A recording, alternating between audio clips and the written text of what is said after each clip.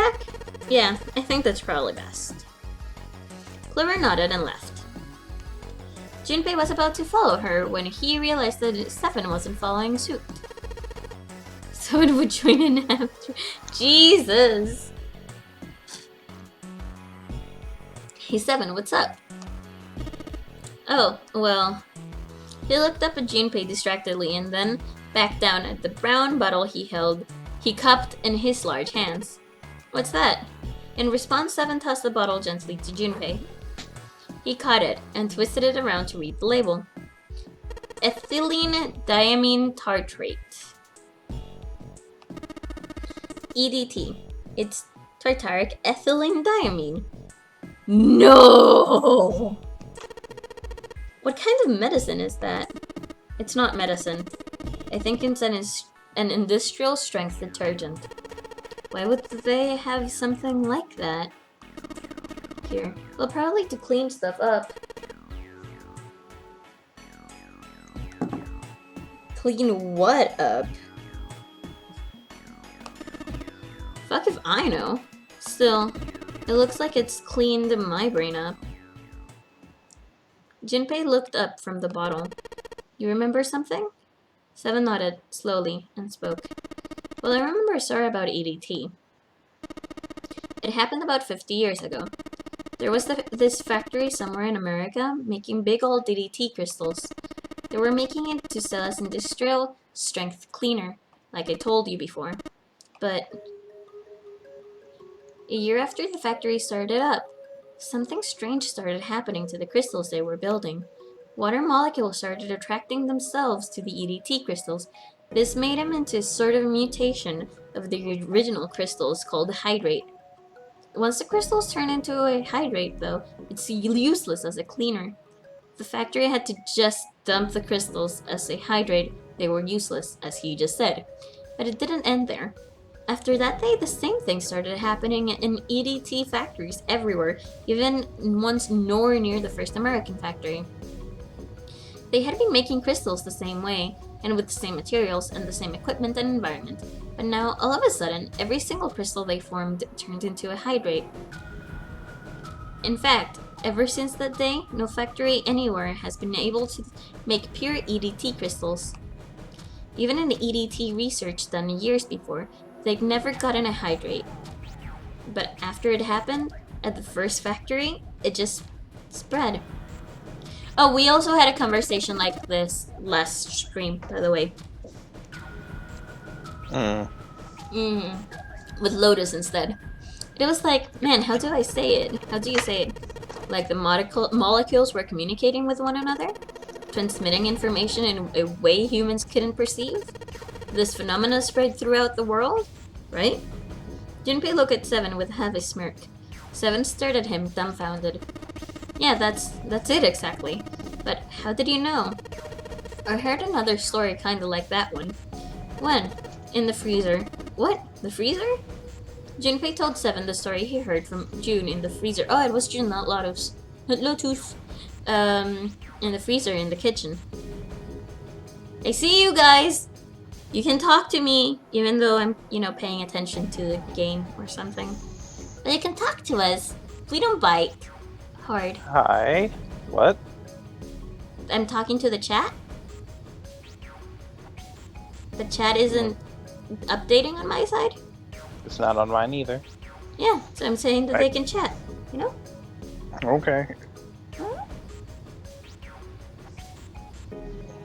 How one They day... know that. Just saying. How one day, glycerin began to crystallize. And the story of ice that wouldn't melt at room temperature. We're so absorbed in the story, though. Yeah, I guess that makes sense. When Junpei was done, Seven looked thoughtful and absentmindedly rubbed the scar on his chin. Ice that doesn't melt at room temperature? It sounds familiar. Yeah, hold up. I feel like I can remember something. It's right there. Seven squinted. His eyes stared off into space as if he were trying desperately to focus on something far away.